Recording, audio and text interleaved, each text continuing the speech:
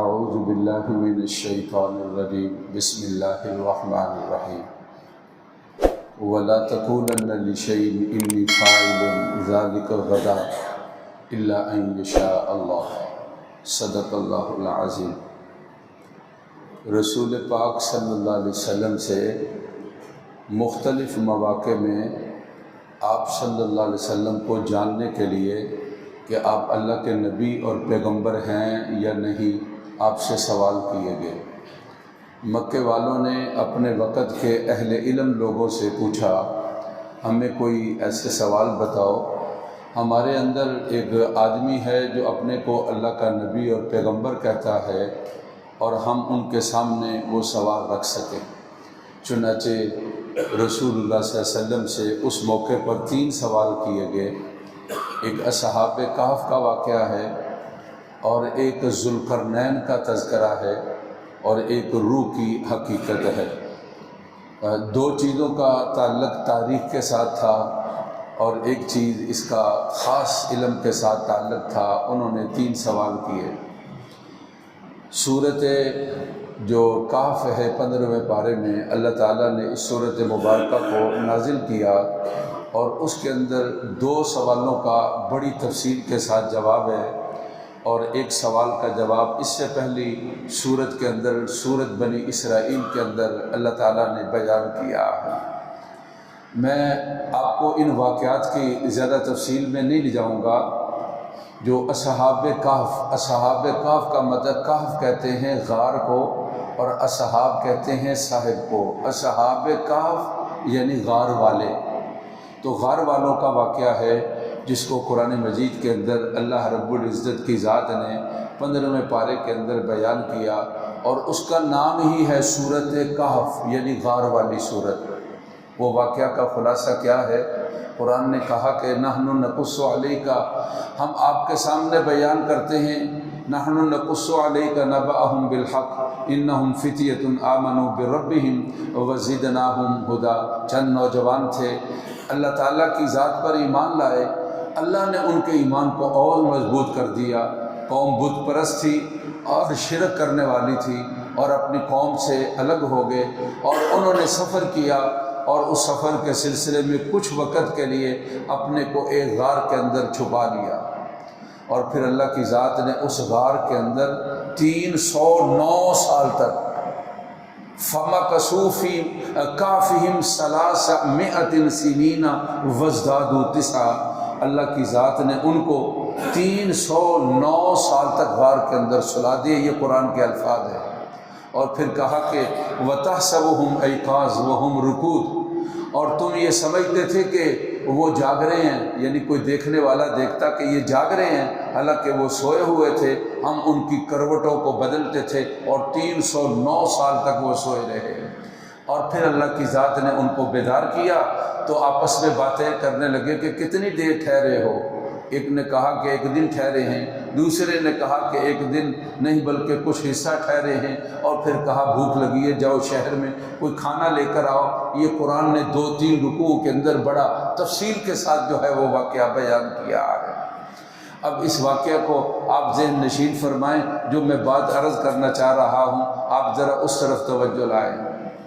جو میں عرض کرنا چاہ رہا ہوں کہ محافل اور مجالس، محافل یعنی محفل، مجلس جہاں آدمی بیٹھتا ہے، ماحول اس کا انسان کی زندگی کے اوپر، محافل کا اور مجالس کا انسان کی زندگی کے اوپر بہت اچھا اثر پڑتا ہے اور اس کا بہت برا اثر پڑتا ہے۔ جس طرح کہ اس نے محفل کو اختیار کیا اور جس طرح کہ اس نے مجلس کو اختیار کیا۔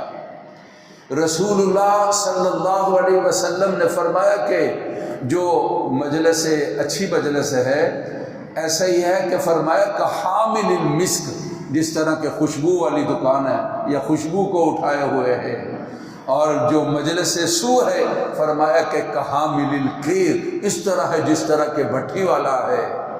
اور پھر آپ صلی اللہ علیہ وسلم نے تفصیل بیان کی کہ خوشبو خریدے گا نہیں لیکن ملے گی ضرور، بھٹی میں کام نہیں کرے گا، آگ نہیں جلائے گا، لیکن بھٹی والے کے پاس بیٹھا ہے اس کو دھواں ضرور پہنچے گا۔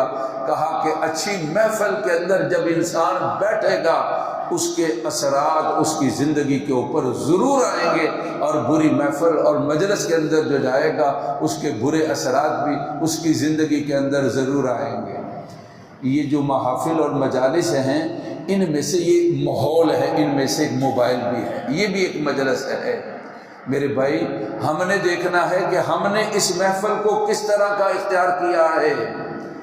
ہم جو چیزیں دیکھتے ہیں فحاشی اور بے حیائی، یہ سمجھتے ہیں کہ یہ خطرناک، یہ اپنی جگہ پر خطرناک ہے اور بہت خطرناک ہے، لیکن اس کے اندر جو آدمی آج کل کے اندر خود مجتہد بن گئے اور موبائل سے خود دین نکالنے کی اور دین کو سمجھنے کی، اور پھر وہ لوگ جو دین سے دور ہیں اور اپنے نظریات اور فکر اور یعنی سوشل میڈیا کے ذریعے سے لوگوں کی طرح منتقل کرنے کے چاہتے ہیں، اور پھر لوگ ان کے یعنی نئی نئی باتیں اور عجیب سی باتیں، اور ان کے اندر پھر ان کی دلچسپی پیدا ہوتی ہے، اور جس کی وجہ سے دیندار لوگوں سے، جس کی وجہ سے امت کا ایک اتفاقی نظریہ اور جو فکر چلی آ رہی ہے، اس نظریے اور فکر کے خلاف نوجوانوں کا اور بچوں کا ذہن بنایا جاتا ہے۔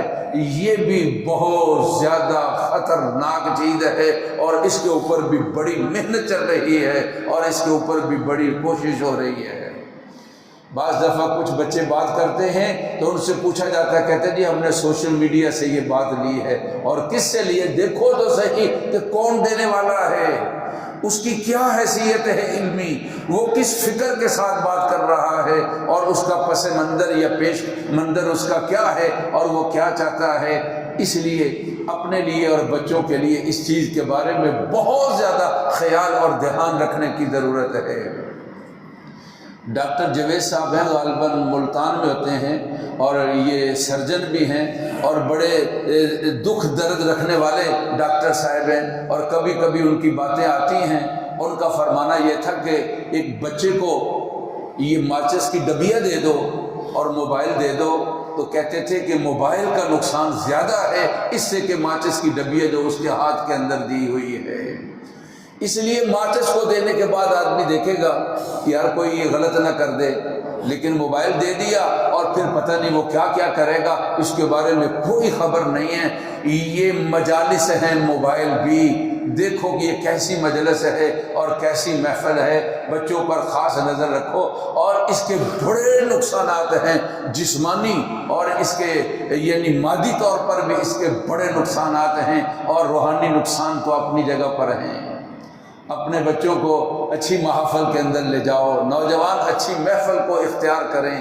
یہ مسک کی اور خوشبو کی یہ جگہ ہے، اور بری محفل اور مجلسیں یہ ایسا ہے جس طرح کہ بھٹی ہے اور آگ ہے اور یہ دھواں ہے۔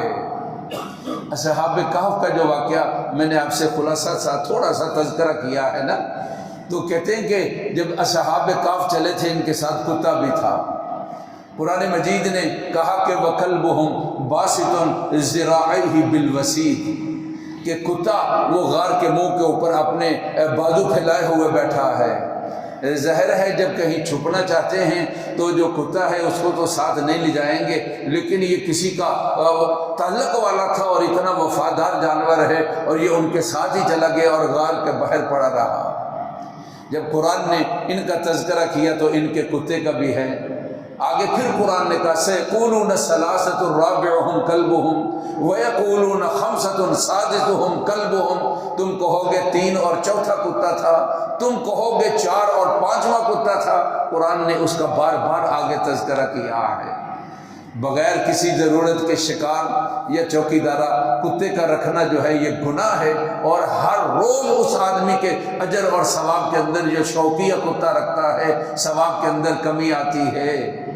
لیکن اس کے تذکرے کے اندر، اصحاب کہف کے تذکرے کے اندر اللہ رب العزت کی ذات نے اس کتے کا بھی نام لے کر تذکرہ کیا، اس لیے کہ اچھوں کی محفل اور صحبت جب کوئی ایسا بھی ان کے قریب آتا ہے تو پھر ان کے اچھے تذکرے کے ساتھ اس کا تذکرہ بھی ہوتا ہے۔ کسی نے یہ کیا خوب کہا کہ پسر نو بابدا نشست نبوتش گم شد، سگے اصحاب کہف پائے نیکاں گرفت نامش بلند شد۔ حضرت نوح علیہ السلام کا بیٹا گروہ کی محفل میں بیٹھا، تو نبوت کے رجسٹر سے دفتر سے اس کا نام کاٹ دیا، اور اللہ تعالیٰ نے کہا یا نوح انہ لیس من اہلک انہ عمل غیر صالح، اس کے اعمال غلط ہے، اس کا تیرا کوئی رشتہ نہیں ہے، تعلق نہیں ہے۔ اور لیکن جہاں تذکرہ صحاب کہف کا ہوا اور نیک لوگوں کا ہوا اور ان کی اچھی محفل کا ہوا تو کہا کہ وَكَلْبُهُمْ بَاسِطٌ ذِرَاعَيْهِ بِالْوَسِيدِ۔ اس لیے اپنی محفل اور مجلس کے بارے میں خاص خیال رکھنا چاہیے، اپنے بچوں کی محفل اور مجلس کے بارے میں خاص خیال رکھنا چاہیے۔ کہا کہ المرء مع من احب، جس کے ساتھ انسان کی محبت ہے، جس سے انسان کا تعلق ہے، کل قیامت کے دن بھی جب اٹھے گا اور حشر ہوگا اسی کے ساتھ اس کا حشر اور اٹھنا ہوگا۔ شیخ سعدی رحمہ اللہ تعالیٰ نے سمجھانے کے لیے ایک بڑی بات کہی ہے، کہنے لگے کہ گلے خوشبو در ہما میں روزے رسید از دست محبوب بدستم بدو گفتم کہ مشکی یا عبیری کہ ازبو دل آویز تو مستم۔ کہتے ہیں حمام میں مجھے ایک دوست کے ہاتھ سے مٹی ملی، وہاں ایران میں اس کو صابن کے طور پر استعمال کرتے ہیں۔ میں نے اس سے کہا کہ بدو گفتم کہ مشکی یا عبیری، تو مشک ہے، عنبر ہے، تیری خوشبو نے مجھے میرے دل کو مس کر دیا ہے۔ وہ بلا کیا جواب دیتی ہے، یعنی ایک جواب قال ہوتا ہے، ایک زبان حال ہوتی ہے، اس کی حالت یہ بتاتی تھی کیا، بگفتہ من دلے نہ چیز بودم ولیکن ما مدت با گل نشستم، مجھے کہنے لگی میں حقیر مٹی ہوں لیکن کچھ زمانہ میں نے پھول کی محفل کو اختیار کیا ہے، جمال ہم نشی در من اثر کر وگرنہ من ہما خاکم کے حسنم، میرے ساتھی کا جمال مجھ میں اثر کر گیا، وگرنہ میں وہی حقیر مٹی تھی۔ باغ میں آئی، خوشبو کی مہک میرے اندر آئی اور میرے اندر خوشبو آ گئی، وگرنہ میں ہی وہی ذلیل مٹی اور حقیر مٹی تھی۔ اور میرے بھائی کہیں ایسا نہ ہو کہ کل قرآن نے تذکرہ کیا ہے یہ کہنے پڑے یا لیتنی، 19ویں پارے کے پہلے رکوع کے اندر ہے، قرآن نے کسی آدمی کا تذکرہ کیا، کل کے قیامت میں کہے گا یا لیتنی لم اتخذ فلانا خلیلا، ہائے کاش میرا فلاں دوست نہ ہوتا، میں سیدھے راستے پر جا رہا تھا اور اس نے مجھے ٹیڑھا کر دیا اور مجھے غلط راستے کی طرف لے گیا۔ بری محافل سے اور برے دوستوں سے اپنے آپ کو بچاؤ اور اپنے بچوں پر نظر رکھو۔ اچھی محفلیں اور اچھے مجالس، ان کے بڑے اچھے اثرات ہیں، اللہ مجھے اور آپ کو نصیب فرمائے۔ اور ربنا تقبل منا انک انت السمیع العلیم۔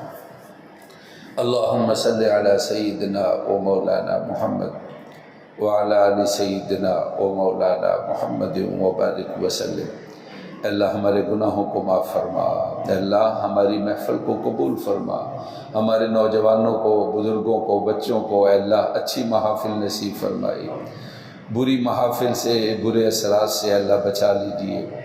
اللہ فوت شدگان والدین بہن بھائی مغفرت فرما۔ رمضان کے روزے تیرا شکر ادا کرتے ہیں، اللہ تیری توفیق سے یہ تکمیل کی طرف جا رہے ہیں، اللہ قبول فرما لیجیے۔ کرم اور فضل کے ساتھ، مہربانی کے ساتھ جو غلطیاں اور کوتاہیاں ہیں، کمی رہ گئی ہیں، یقیناً آپ معاف فرمانے والے، معاف فرما دیجیے۔ ہمارے بچے، ہمارے عزیز دوست احباب جہاں ہیں دوسرے ملکوں میں، اللہ ان کے لیے اور ان کی فیملی کے لیے، دوستوں کے لیے، عزیز و اقربا کے لیے اللہ بہترین خوشیوں کا انتظام فرمائیے، اللہ ہر پریشانی سے بچا لیجیے۔ والدین بہن بھائی فوت شدگان کی مغفرت فرما، دعائیں قبول فرما، اللہ نقصانات سے بچا لے، اللہ بیماریوں سے بچا لے، اللہ حادثات سے بچا لے، اللہ ناگہانی موت سے بچا لے، اللہ فتنوں سے بچا لے، دعائیں کو قبول فرما۔ وصلی اللہ تعالی علی سیدنا و مولانا محمد و آلہ و اصحابہ اجمعین برحمتک یا